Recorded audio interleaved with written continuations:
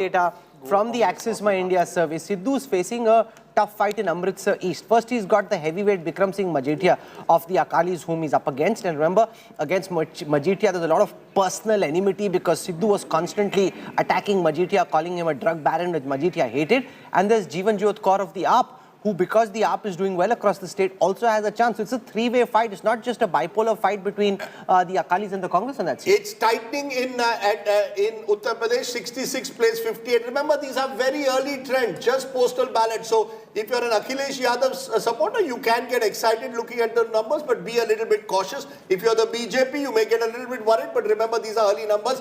I'm getting a little excited in my home state of Goa because the Congress has touched the 20 mark. Now that means that they could have remember it's a 40-member assembly, even at 20, they would finally have a chance at a shot in par. So the Congress's best news is coming from the small states of Uttarakhand and Goa, Manipur. We are getting clear signs there also of a tough race at the moment, but again a small state. The lead has, the difference between the Congress and BJP has narrowed. It's 13 to 12 now. That's right. And as I said, this is just 35 minutes. Not even one full round is over at the moment. Let's not make any projections based on what it is. But we are getting a sense that this is going to be exciting. Every election, I believe, has one twist. I don't know where that twist will come, but twist to hona hai. Because otherwise, without a twist, you don't have a real election in this country. But as you look at that map, you're seeing the competitive nature of Indian politics. And that is something that I think is exciting people. New forces emerging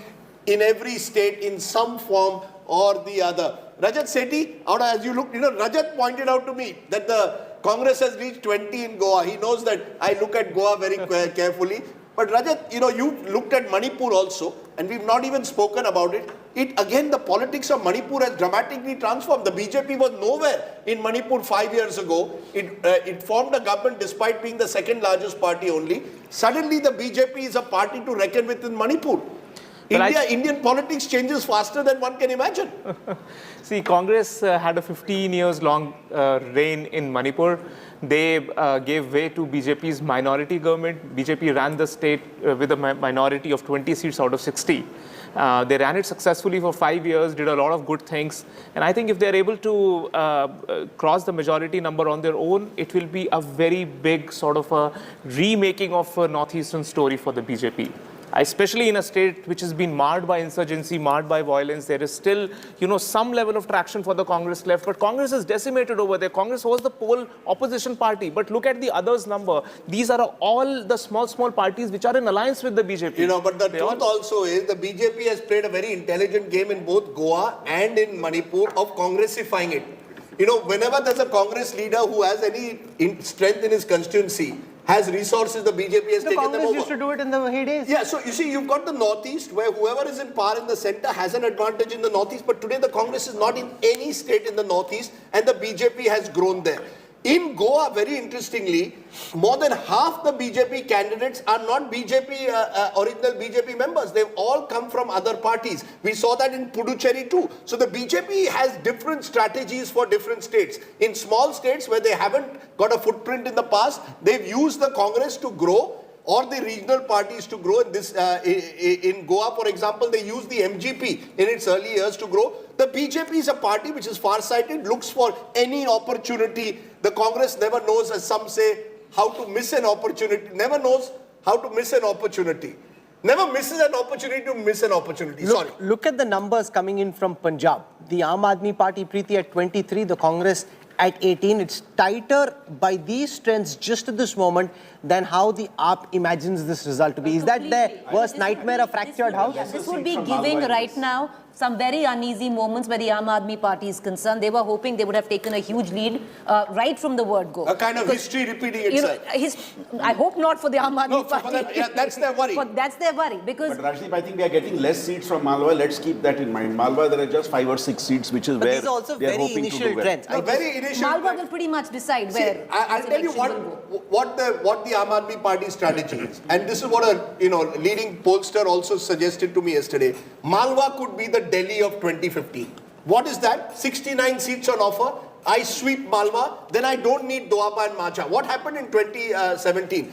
The Aam Aadmi Party didn't do as well as it wanted in Malwa and made zero gains in Doaba and Majha, virtually got wiped But out right there. now- So they need Malwa. Without Malwa, Aam Aadmi Party cannot get a majority. No one can get a But if you majority. look at our election dashboard right now, Yes. Aam Aadmi Party is doing not so badly in Majha, and especially the areas which were Akali dominated. No, but Rahul, this which is you touched true. The upon. fact is that the AAP has been able to penetrate into areas of Amritsar and Taran where they weren't present in 2017. They've grown the party on the ground. As we travelled across the state in 2017, there was no talk of the Jhadu in areas around Amritsar. This time, I was standing at a Congress rally, just talking to people. Sidhu was speaking and I asked, who do you think is winning? And they said Jhadu. And I was like, but you're standing at a Congress rally, why are you talking about Jhadu? They said, nahi, but aisi hoga.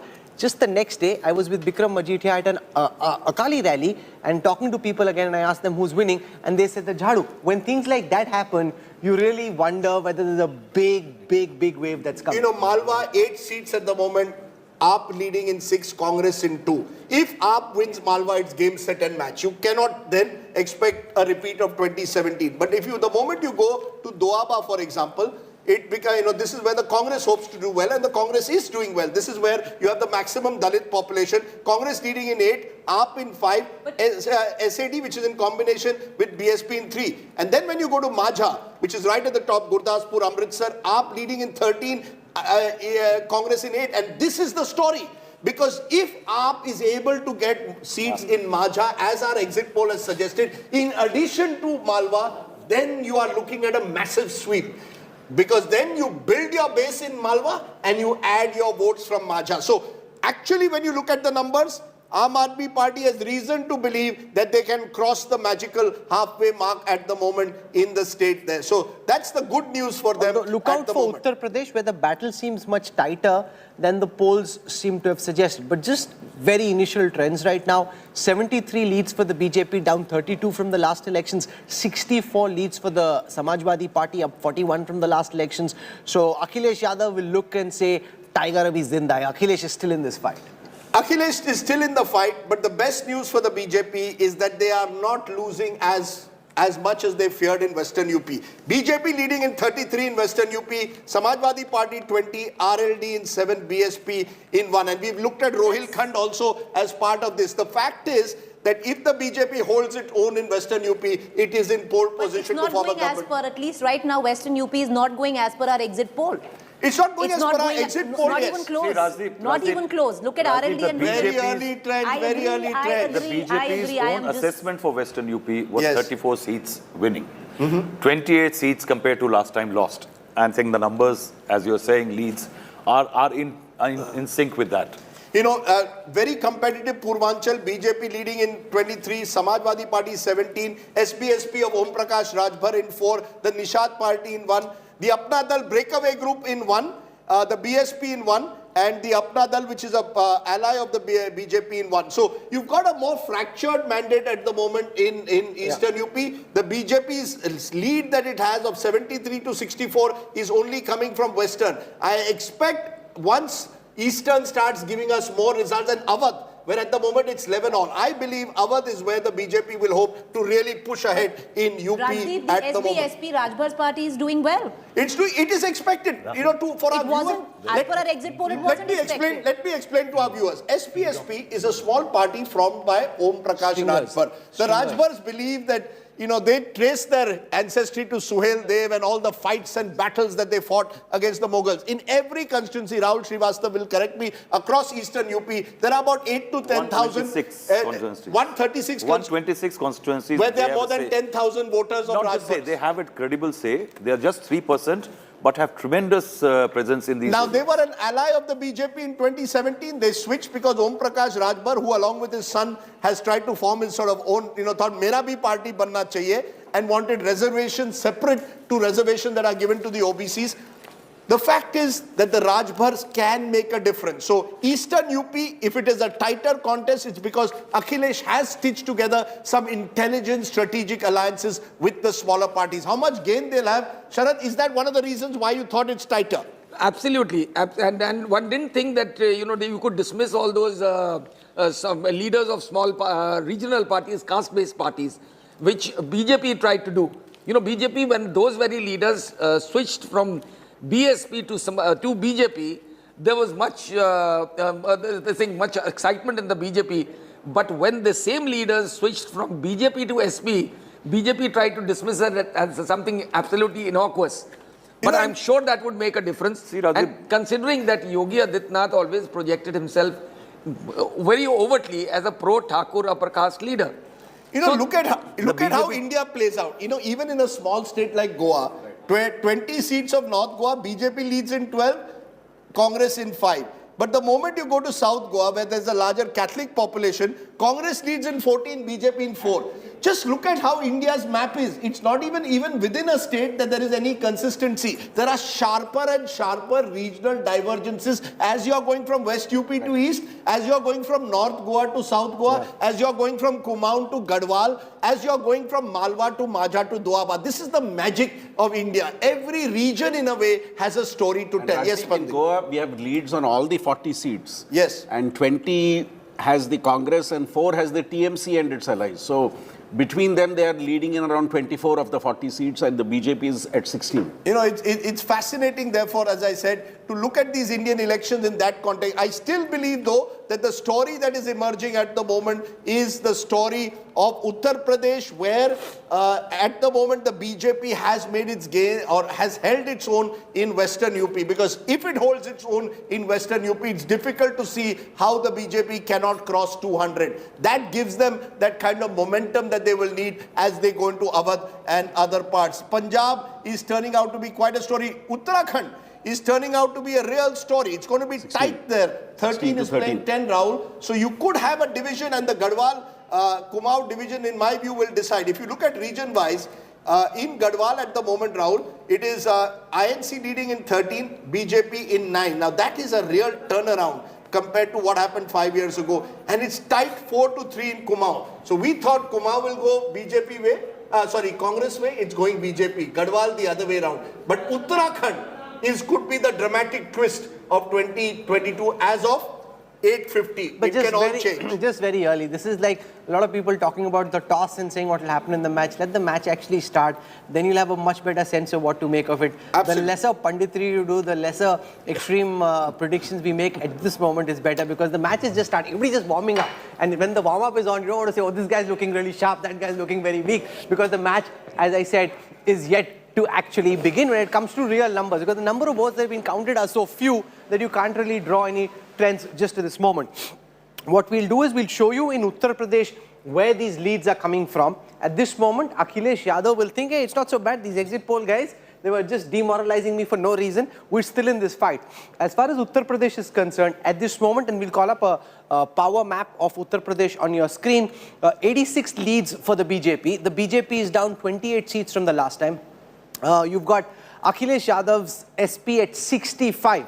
That's 38 seats up from last time. You've got the BSP at 2, down 5 seats. And if the BSP continues to decline in terms of vote share and seat share, this election could virtually signal the ultimate demise of the BSP. I don't see how, from a defeat of the nature that the BSP is suffering, can the BSP bounce back. There could be Dalit assertion, but will it happen with the leadership of Mayawati in a party called the BSP?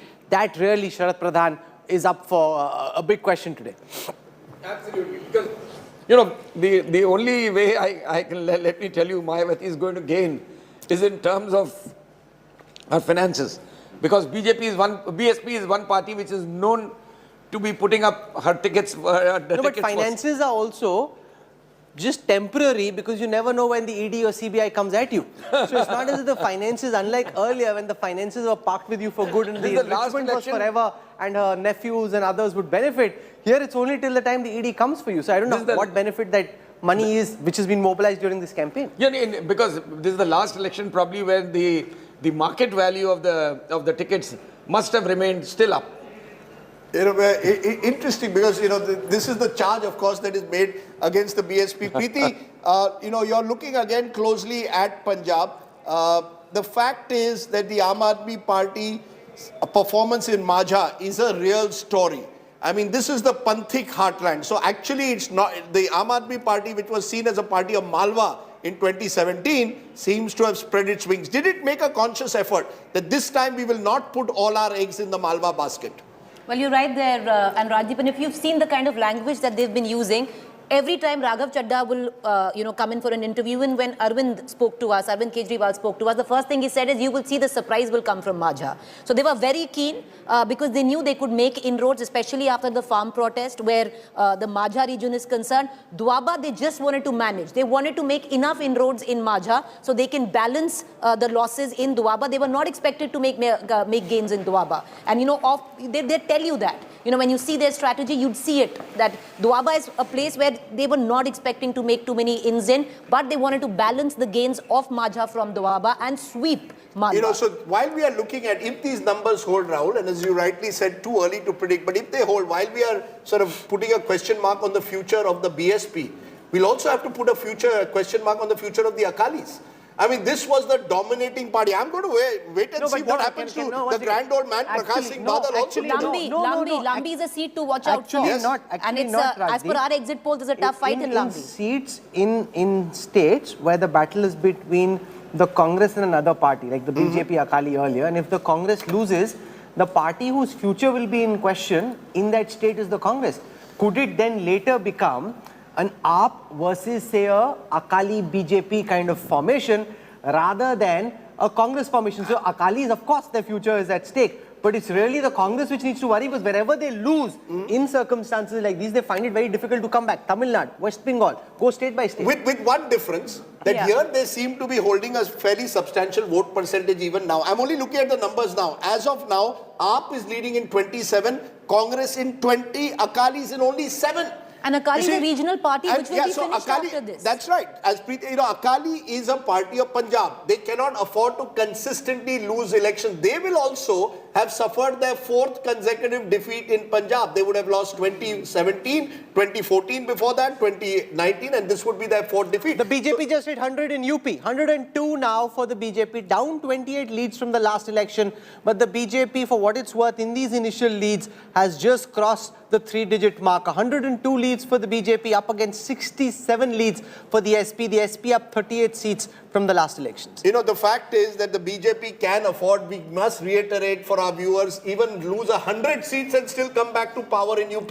It would mean then our exit poll would go wrong, but it would mean the BJP would be in power. But these are early trends. Will the BJP now use the early momentum to go well ahead of its rivals is the question. Also, interestingly, AAP now almost double that of the nearest rival, the Congress. So the AAP clearly now is picking up momentum in Punjab. The closest contest that we are seeing at the moment is in Uttarakhand, where 20 is playing 19. This could go down to the wire in Uttarakhand. That's why you've got Bhupesh Baghel parked in a hotel there. In one hotel, Kailash Vijayvargiya in another. Then you've got DK Shivkumar in Goa parked in one hotel, and you've got Devendra Fadnavis in another. Any surprises so far coming? In both the regions, in Garhwal it is 16 to 15, and in Kumaon it is, I think, 4:4. So the closest it's a close contest in both the regions. How confident, Rahul Srivastava, was the BJP of Uttarakhand? Was it certain, or was there a nervousness given that you've changed 3 chief ministers in a year?